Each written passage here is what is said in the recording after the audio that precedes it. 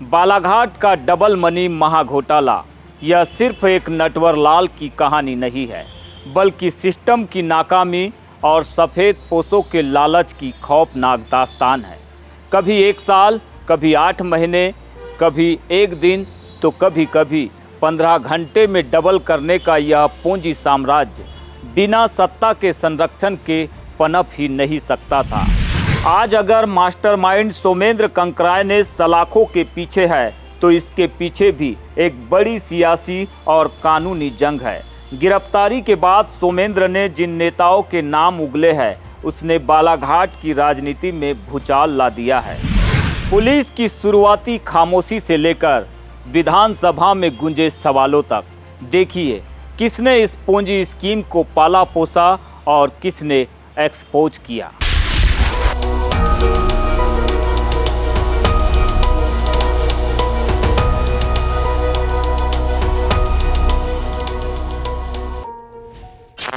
एक वक्त था जब बालाघाट की पूरी इकोनॉमी गर्त में जाने वाली थी। लोग अपना काम धंधा छोड़कर जीवन भर की गाढ़ी कमाई इस पूंजी स्कीम में झोंक रहे थे।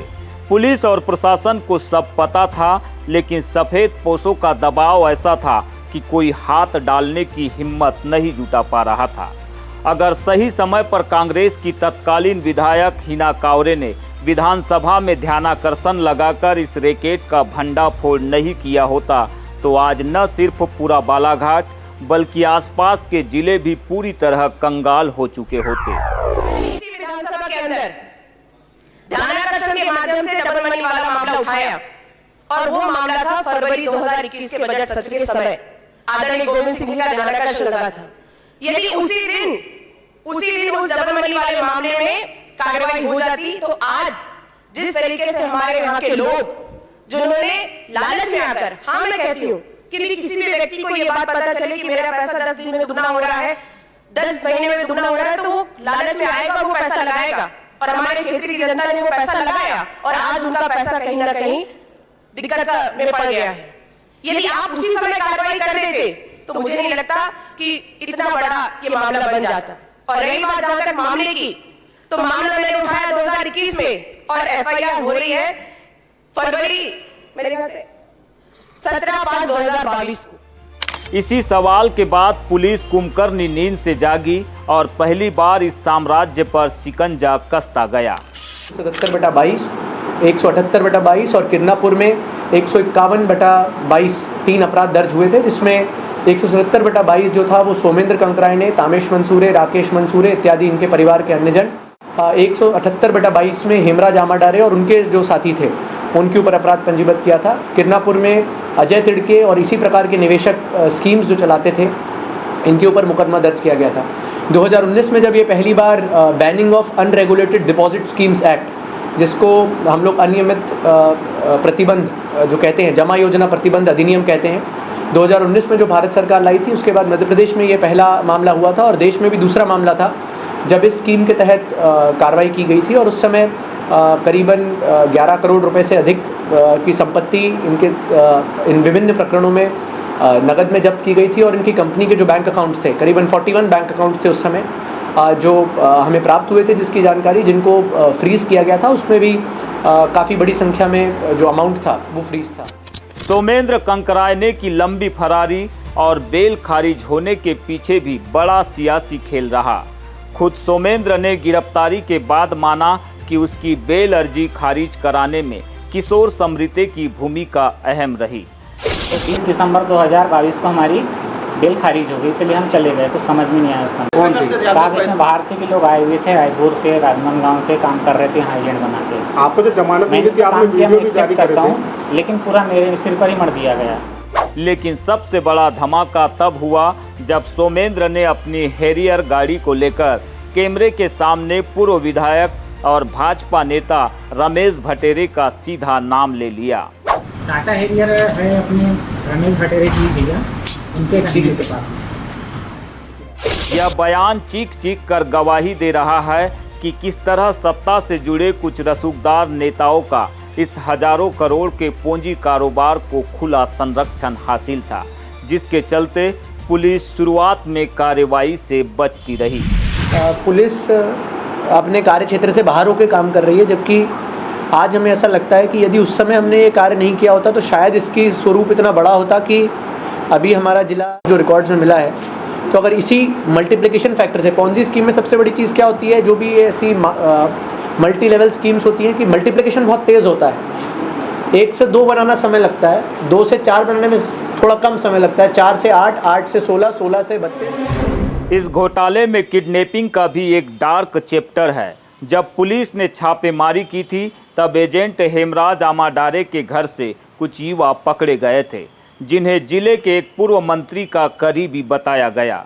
बालाघाट की गलियों में आम चर्चा थी कि पूर्व मंत्री के लोगों ने हेमराज को बंधक बनाकर रखा था। हालांकि बीजीटी मीडिया के सवालों पर हेमराज ने कोर्ट से बाहर निकलते समय इससे इनकार किया, लेकिन लांजी के एक सामाजिक मंच से हिना कावरे ने सार्वजनिक तौर पर उस मंत्री की तरफ उंगली उठाकर पूरे नेक्सस को बेनकाब कर दिया। मेरे किडनैपिंग वाले आरोप लग रहे हैं। नहीं, वो गलत एक किडनैपिंग वाला आरोप लग रहे हैं, क्या कहना है तुम? गलत बात है भैया, कोई किडनैप नहीं हुआ था। मैं अपने सुरक्षित से गया था, वो लड़कों को जो भिजाया था मैं, मेरा आदमी थे, मैंने किसी ने किडनैप नहीं किया? नहीं, किसी ने नहीं किया। नानो भैया आप यहाँ बैठे हो, आमाडारे से आप जब मंत्री थे तब आपने तो पैसा वसूल करवा लिया अपने लोगों का, लेकिन बाकी लोग तो मंत्री नहीं है, वो कैसे वसूल करेंगे पैसा? उस बहन को न्याय दिलाने के लिए आए, हम किसी विधायक पे आरोप या किसी पे प्रत्यारोप करने के लिए नहीं आए हैं। अब सोमेंद्र की दोबारा गिरफ्तारी के बाद हिना कावरे ने एक बार फिर बेबाकी से अपनी बात रखी है। उन्होंने एसपी आदित्य मिश्रा की सख्त कार्रवाई की तारीफ करते हुए निवेशकों से अपील की है कि वे बिना डरे सबूतों के साथ पुलिस के पास अपने आवेदन जमा करें।